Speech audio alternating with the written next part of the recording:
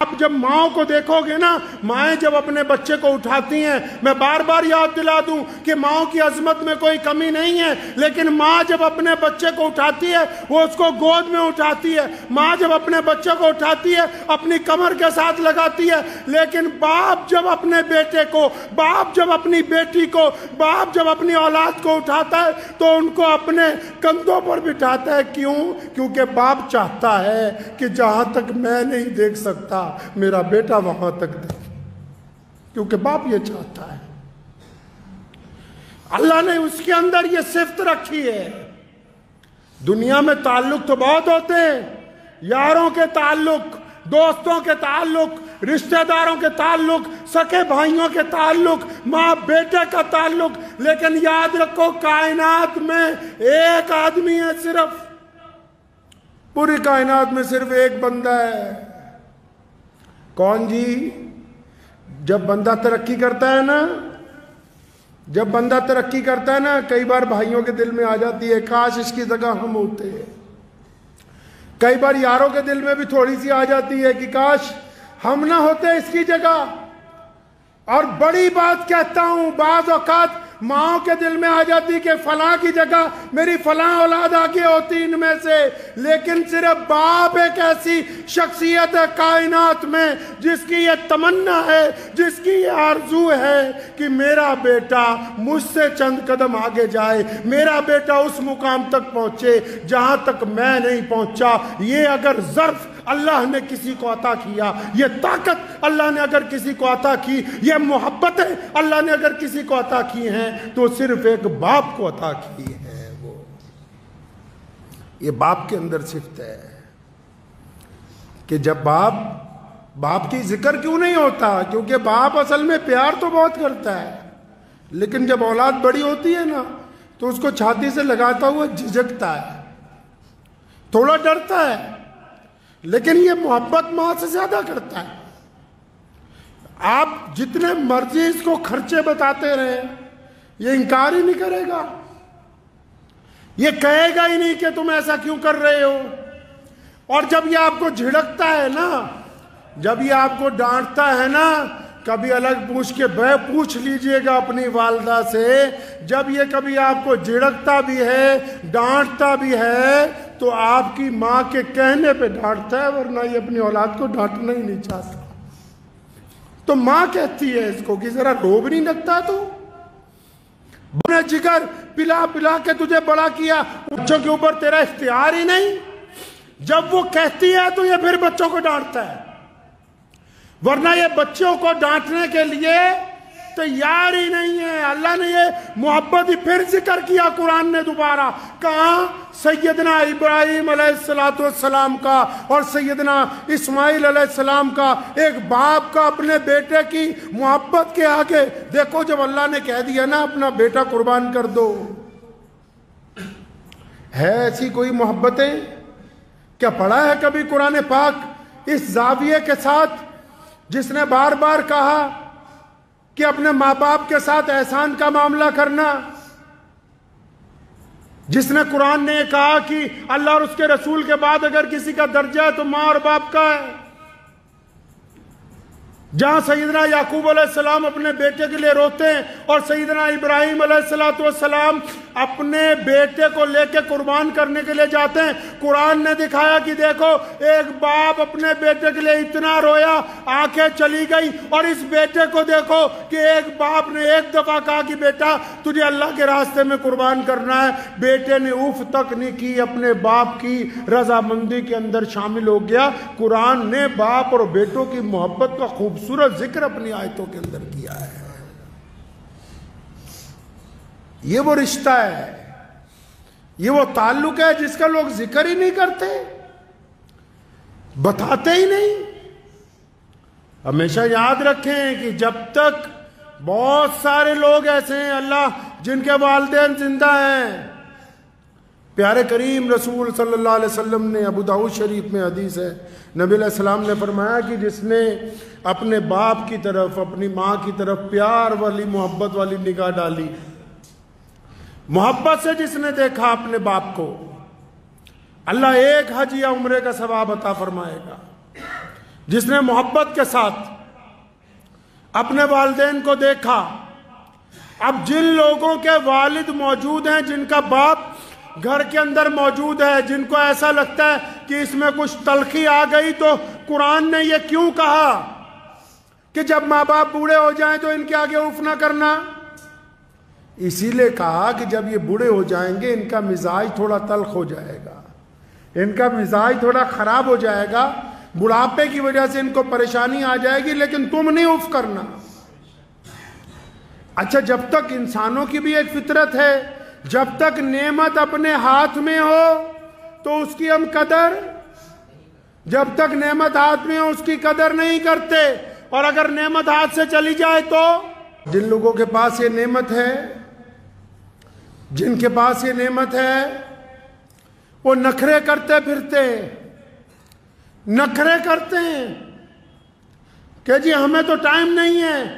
آج کل آپ بڑے گھروں میں چلے جاؤ، جتنے امیر لوگ ہیں یا آج کل جتنے آپ مڈل کلاس لوگ ہو، جتنے بھی ہو، ایسے جاتے ہیں رات کو ماں باپ کے کمرے میں جیسے کسی بہت ملٹی اسپیشلٹی ہاسپٹل کا ڈاکٹر آیا ہو. جا کے دروازہ کھول کے کیا پوچھیں گے؟ ڈیڈی دوائی کھائی؟ ابو جی دوائی کھائی؟ باپ کہتا ہاں بیٹا کھائی. اچھا شوگر چیک کی؟ ہاں جی کر لی. بی پی چیک کیا؟ ہاں جی کر لیا. اچھا ٹھیک ہے پھر آپ آرام کیجئے، اللہ حافظ. یہ جو کام تو کر رہا ہے یہ تو ایک ڈاکٹر بھی اچھی طرح کر سکتا ہے. یہ جو آپ نے کام پکڑا لوگوں نے کہ باپ کے کمرے میں گئے، ماں کے کمرے میں رات کو گئے اور جا کر کہا کہ اچھا دوائی کھائی کہ نہیں کھائی، بلڈ پریشر چیک کیا کہ نہیں کیا، یہ تو ایک ڈاکٹر بھی اچھی طرح کر سکتا ہے. تمہارا کام کیا تھا کہ رات کو جا کے اپنے باپ کے پیر دباتے، اپنی ماں کے پاؤں دباتے، اس کے پاس وقت گزارتے، ان کا مشورہ مانتے. پیسوں کی دنیا محتاج نہیں ہے، ماں باپ کو تمہارے پیسے سے کچھ نہیں لینا. کون سے پیسے کی بات کر رہا ہے؟ کس پیسے کی بات کرتا ہے؟ جن کے ٹکڑوں پہ ساری زندگی پلا ہے تو ان کے سامنے پیسے کی بات کرتا ہے؟ جنہوں نے اپنا خون جگر پلا پلا کے تجھے بڑا کیا ان سے پیسے کی بات کرتا ہے؟ ان کو پیسوں کی ضرورت نہیں تھی، ان کو تیری محبت کی ضرورت تھی. یہ چاہتے تھے کہ رات کو میرا بیٹا آئے گا تو میرے پاس 1-2 گھنٹے بیٹھے گا، میرے ساتھ چند باتیں کرے گا، لیکن بیٹے کو تو فرصت ہی نہیں ہے. حضرت رومی رحمت اللہ علیہ نے ایک حکایت لکھی ہے، فرمایا ایک شخص کی شادی ہوئی، نوجوان بیوی نے کہا تیرا باپ سارا دن کھانستا ہے. یہ جو واقعہ ہے مولانا روم رحمت اللہ علیہ نے لکھا ہے. تو اپنے باپ کے کمرے میں گیا، کہنے لگا ابا جی تم بہت کھانستے ہو، میری بیوی کو پریشانی ہوتی، یہ کمبل لے لو اور باہر باڑے میں سو جایا کرو، وہاں تمہیں ٹھنڈ نہیں لگے گی اس کمبل کی وجہ سے. جب باپ اٹھنے لگا نا تو اس کا بیٹا آیا، مطلب پوتا آیا اس شخص کا، تو اس نے کمبل لے کے نا بیچ میں سے پھاڑ دیا. تو اس بندے نے اپنے بیٹے سے کہا کہ تم نے اپنے دادا کا کمبل کیوں پھاڑا؟ کہنے لگا ڈیڈی اس کمبل کو اس لیے پھاڑا ہے کہ کل کو جب تو بڈھا ہو جائے گا نا، کھانسے گا، تو تجھے بھی تو اس باڑے میں بھیجنا ہے، تو اس وقت دوسرا کمبل کہاں سے لاؤں گا، اس لیے آج آدھا کمبل تیرے لیے رکھ رہا ہوں.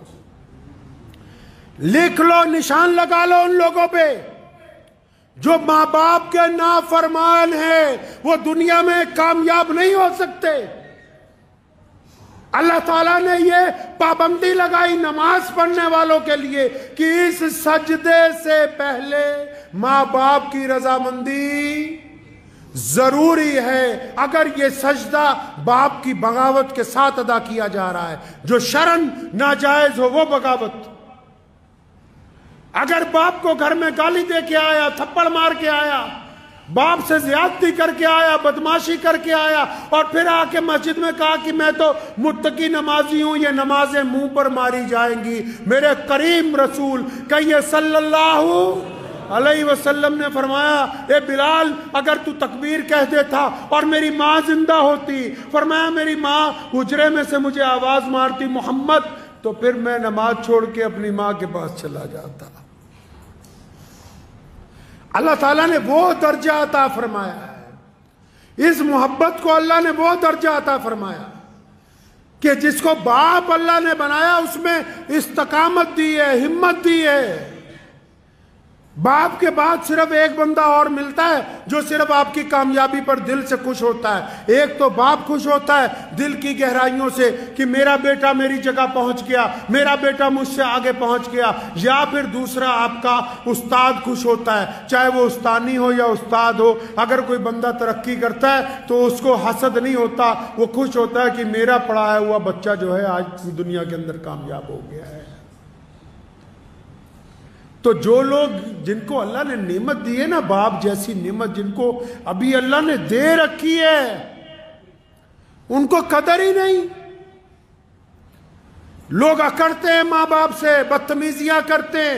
امام غزالی رحمۃ اللہ علیہ نے لکھا ہے، فرمایا ایک دن رات کو نا میں تفسیر لکھ رہا تھا قرآن پاک کی، اور میرا چھوٹا بھائی جو ہے نا، ان کا جو چھوٹا بھائی تھا وہ بھی بہت اپنے دور کا پہنچا ہوا عالم تھا، لیکن بھائیوں میں کبھی اتنی زیادہ نہیں بنی۔ تو وہ جو چھوٹا بھائی ہے یہ ساری رات قرآن پاک کی تفسیر لکھتے رہے، وہ ساری رات اماں جی کے پاؤں دباتا رہا، ابو کے پاؤں دباتا رہا۔ تو اچانک ان کے دل میں خیال آیا، اپنے بھائی کو بلایا صبح فجر کی نماز میں، فرمایا وہ جو رات گزری ہے نا، میرے والا ثواب تو لے لے، اپنے والا مجھے دے دے۔ میرے والا میں ساری رات قرآن لکھتا رہا ہوں، یہ ثواب تم لے لو، اور اپنے والا مجھے دے دو۔ تو لیکن ان کے بھائی نے کہا کہ میاں دنیا کے لیے امام غزالی ہوگے، مجھے تو بیوقوف نہیں بنا سکتے۔ جو ماں باپ کے پاؤں دبانے میں اللہ نے عزت رکھی ہے، وہ تیری ساری رات عبادت کرنے میں بھی وہ لطف آنے والا ہے نہیں ہے۔ اللہ نے جو یہ نعمت عطا کی ہے، یہ جو اللہ نے باپ عطا کیا ہے، کئیوں کی سمجھ نہیں آئے گی کہ باپ ہوتا کیا ہے، لیکن جب خود بن جائیں گے باپ، جب خود اس دور سے گزریں گے، تب ان کو پتہ لگے گا باپ ہوتا کیا ہے، کر کیا سکتا ہے باپ، باپ اپنے بچوں کی تربیت کیسے کرتا ہے۔ میرے والد محترم شیخ اسلام مولانا حبیب الرحمان لدھیانوی رحمۃ اللہ علیہ کو میں نے دیکھا کہ روزانہ ساری زندگی روزانہ، جب تک روزانہ اپنے والد کے لیے روزانہ قرآن پڑھ کے صبح دوپہر شام مغفرت کی دعا نہیں کر لینی، اپنے باپ کو یاد نہیں کر لینا، تب تک چین نہیں آتا تھا۔ ایک بندہ جو اتنے بڑے مقام پر پہنچ گیا ہو، وہ اپنے باپ کو یاد کر رہا ہو، ہر بات میں اپنے والد کا ذکر، کیوں؟ کیونکہ بندہ جب جس مقام پر پہنچتا ہے، اگر ہم اپنے آپ کو دیکھیں گے، اپنی تاریخ کو دیکھیں گے، اگر میرے جیسا انسان بھی اپنی تاریخ کو دیکھے گا، ہم اگر پیچھے کو جائیں گے، چند سال اور پیچھے چلے جائیں گے، تو ہم تو کسی قابل بھی نہیں ہیں۔ اگر آج جس مقام پر پہنچے ہیں وہ تو باپ کی دعاؤں کی وجہ سے پہنچے۔ اگر کوئی آپ کو جان رہا ہے تو وہ اس لیے نہیں جان رہا کہ آپ عبد الرحمن ہو، خان صاحب ہو، فلاں میاں صاحب ہو، وہ آپ کے باپ کی وجہ سے آپ کو جان رہا ہے۔ یہ جو نعمت اللہ تبارک و تعالیٰ نے آپ کو عطا کر دی، جو اگر آپ اس کی نافرمانی کریں گے، امام غزالی رحمۃ اللہ علیہ نے لکھتا ہے اپنے مکتوبات میں کہ ماں باپ کے نافرمان کو دنیا میں سزا ملنی طے ہے۔ جو اپنے خاص کر لوگ باپ کی بڑی بدتمیزی کرتے ہیں، بے حرمتی کرتے ہیں، تو پیارے کریم رسول صلی اللہ علیہ وسلم نے فرمایا کہ ماں کے پیروں کے نیچے، اور جنت کہاں رکھی جی؟ ماں کے پیروں کے نیچے۔ جنت کہاں رکھی؟ اور بولو جنت کہاں رکھی؟ ماں کے پیروں کے نیچے۔ جنت ماں کے پیروں کے نیچے، سارا سرمایہ ماں کے پیروں کے نیچے۔ اور قربان جاؤں محمد الرسول اللہ صلی اللہ علیہ وسلم پر، ایک لفظ میں ہی ساری بات مکمل کر دی۔ فرمایا جنت ماں کے قدموں کے تلے ہے، لیکن باپ جنت کا دروازہ ہے۔ اب تیری مرضی ہے اسے کھول کے رکھ، تیری مرضی ہے اس کو بند کر دے۔ تو باپ جنت کا دروازہ ہے۔ جن کو اللہ نے یہ نعمت دی ہے وہ اس کی قدر کریں گے۔ اگر ماں باپ کے لیے 4 لوگوں کے لیے کہا نا کہ ان کی دعا رد نہیں ہو سکتی، ان 4 میں دوسرے نمبر پہ کون ہے؟ نبی علیہ السلام نے فرمایا کہ جب کوئی باپ اور جب کوئی ماں اپنی اولاد کے لیے ہاتھ اٹھاتا ہے، بھائی جب کوئی ماں باپ اپنی اولاد کے لیے ہاتھ اٹھاتے ہیں تو اللہ ان کو خالی نہیں لوٹاتے ان ہاتھوں کو۔ تو جن لوگوں نے ماں باپ کی ناقدری کی ہے وہ جتنا مرضی زور لگاتے رہے۔ بہت سارے لوگ نا کامیابی کا نسخہ پوچھنا چاہتے ہیں۔ اکثر لوگ ذکر کرتے ہیں کہ ہم نے بڑا آدمی بننا ہے، ہماری زندگی کا تجربہ تو بس اتنا ہی کہتا ہے۔ زندگی کا تجربہ یہ کہتا ہے آپ اپنے باپ کو بادشاہ بنا کے رکھیں، دنیا کی کوئی طاقت آپ کو شہزادہ بننے سے روک نہیں سکتی ہے۔ اگر باپ کو بادشاہ نہیں بنایا، اگر آپ کا رویہ آپ کے باپ کے ساتھ آپ کی طرف سے ملازموں والا نہیں، قرآن نے کہا یہ دونوں کندھے جھکا کے، ورنہ قرآن نے تو کہا، نبی علیہ السلام نے کہا طواف جب کرو تو ایسے کندھے اٹھا کے کہ دشمن یہ نہ سمجھے کہ تم کمزور ہو۔ لیکن جب ماں باپ کی بات آئی تو فرمایا یہ دونوں کندھے جھکا کے اپنے ماں باپ کے سامنے بڑی عاجزی کے ساتھ، بڑی انکساری کے ساتھ ان کے ساتھ پیش آؤ، کیونکہ یہ ایک ایسی دولت ہے جس دن آپ کے ہاتھ سے چلی جائے گی آپ یاد کرو گے آپ کو ملے گی نہیں، ڈھونڈو گے ہی نہیں، بستی بستی ملنے کے نہیں نایاب ہیں، تلاش کرتے پھرو گے۔ کچھ باتیں ایسی ہوتی ہیں جو ایک بیٹا صرف اپنے باپ سے کر سکتا ہے، دل کی تختی پہ لکھ کے لے جائیے۔ کچھ باتیں ایسی ہوتی ہیں جو ایک بیٹا صرف اپنے باپ سے کر سکتا ہے، جو ایک بیٹی صرف اپنی ماں سے کر سکتی ہے، اور یہ بیٹا اور بیٹی اس وقت تک شہزادے شہزادی ہیں جب تک ان کے ماں باپ حیات ہیں، اور اگر یہ نہیں ہوں گے، یہ تمہیں خام خیالی میں ڈالتے ہیں دنیا والے کہ ماں باپ کو اولڈ ہوم پہ ڈالاؤ۔ جن کے ماں باپ اولڈ ہوم میں زندگی گزارتے ہیں ان سے بدقسمت بچے دنیا میں کوئی دوسرے نہیں ہیں، ان سے زیادہ بدقسمت بچے نہیں ہو سکتے دوسرے کوئی، جنہوں نے اپنے ماں باپ کو یتیم خانے کے اندر ڈال دیا ہو، ان سے زیادہ بدقسمت کون ہو سکتا ہے؟ تو ان ماں باپ کے تو روزانہ اگر پیر دبائے جائیں، ماں باپ کی خدمت کی جائے، ماں باپ کے چہرے کو بار بار دیکھ لیا جائے۔ بہت سارے لوگ ایسے جن کو ابھی یہ بات سمجھ نہیں آئے گی، لیکن اگر ادھر باپ کی جان نکلی ادھر سارا کچھ سمجھ آ جائے گا تمہیں 1 منٹ میں کیا ہو گیا یہ۔ کئی یہ سمجھتے ہیں کہ نہیں ہمارے باپ کو عقل نہیں ہے، جس نے تمہیں پال پوس کے اتنا بڑا کر دیا اس کو اللہ نے تم سے کئی سو گنا زیادہ عقل دی ہے۔ ٹھیک ہے وہ اسکول میں نہیں پڑھا، ٹھیک ہے اس کو عربی نہیں آتی، ٹھیک ہے اس کو انگریزی بولنی نہیں آتی، مان لو اس کو حساب کرنا نہیں آتا، لیکن آنکھوں کی جو اندر ارادے ہیں، چہرے کے جو خد و خال ہیں، انسان کا جو مزاج ہے، آپ کی طبیعت کس وقت کیا چاہتی ہے، یہ ایک باپ سے زیادہ دنیا میں کوئی نہیں سمجھ سکتا۔ یہ بچہ بھوک کے لیے تڑپ کے آیا کہ پیسے مانگنے آیا، کہیں گھومنے کی اجازت مانگنے آیا کہ کسی سے نکاح کی اجازت لینے کے لیے آیا ہے، یہ غصے میں آیا ہے کہ محبت میں آیا ہے۔ تمہاری چال کو، تمہاری ڈھال کو اگر کوئی سمجھ سکتا ہے پہلی نگاہ کے اندر تو وہ صرف آپ کا باپ ہے، اس کے علاوہ یہ صفت ہے ہی کسی کے اندر نہیں۔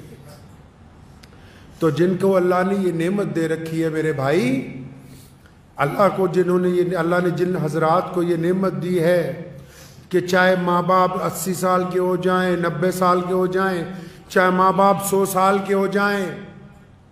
میں نے اپنی دادی محترمہ رحمت اللہ علیہ کا ایک واقعہ مجھے یاد آتا ہے۔ میرے والد اللہ نے ان کو بڑی عزت عطا فرمائی، پوری دنیا میں جاتے تھے، ہزاروں لوگ ساتھ ہوتے تھے۔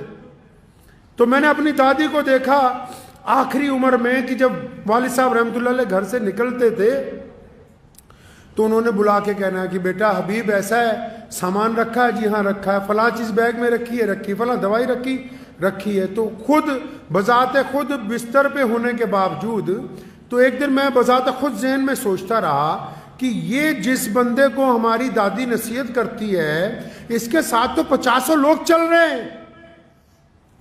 اتنے خادم میں ہر جگہ آگے پیچھے گاڑیوں کا ریل پیل ہے.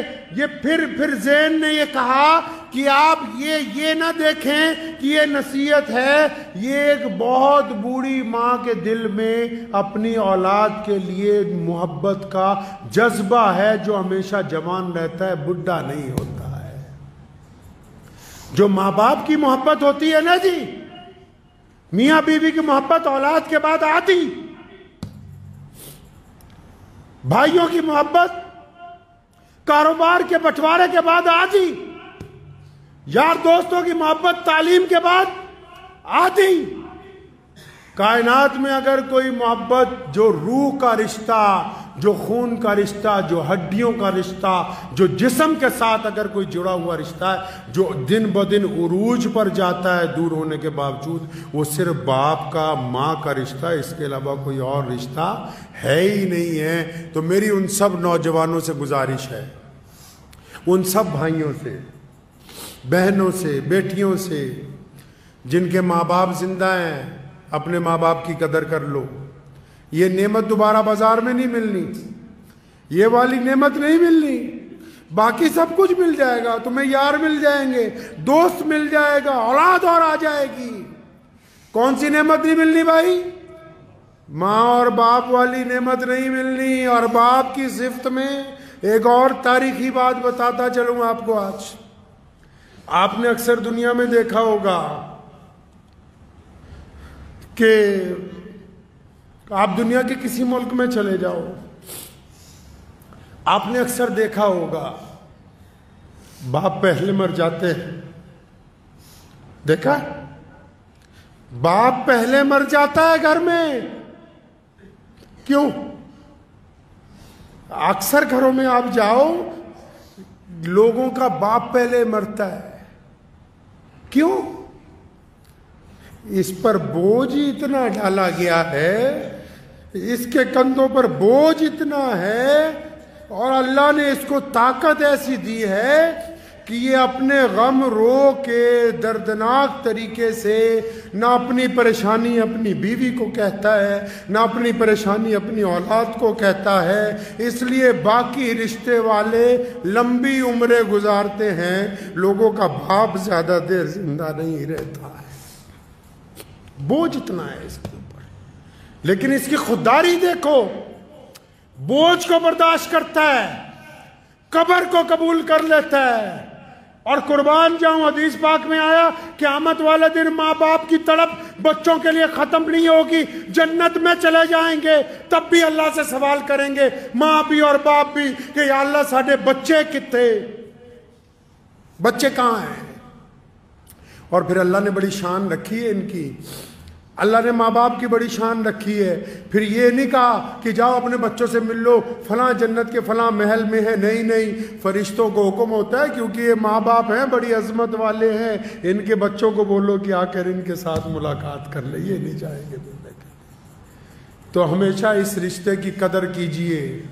اگر باپ میں کچھ تلخی ہے، مزاج میں گرمی ہے، تو اپنی محبت کی طاقت سے اس کو تبدیل کیجئے، اپنے گھر کو خوشگوار بنائیے. اور یاد رکھو، بس کسی پیر بابے کے پاس جاؤ کوئی بات نہیں، لیکن اپنے باپ کے پیر پکڑ لو، اپنی ماں کے پیر پکڑ لو، اپنے باپ سے روز دعا کروا لیا کرو، اپنی ماں سے روز دعا کروا لیا کرو. جن کے ماں باپ نہیں ہیں ان کی مغفرت کی روز دعائیں مانگ لیا کرو. اور جس بندے کے ماں باپ اس کے لیے روز دعا کرتے ہو، دنیا کا بڑے سے بڑا بادشاہ بھی اگر اس سے ساتھ ٹکرائے گا تو وہ زمین پر گر جائے گا. ماں باپ کی دعا کے آگے دنیا کی کوئی طاقت ٹک نہیں سکتی.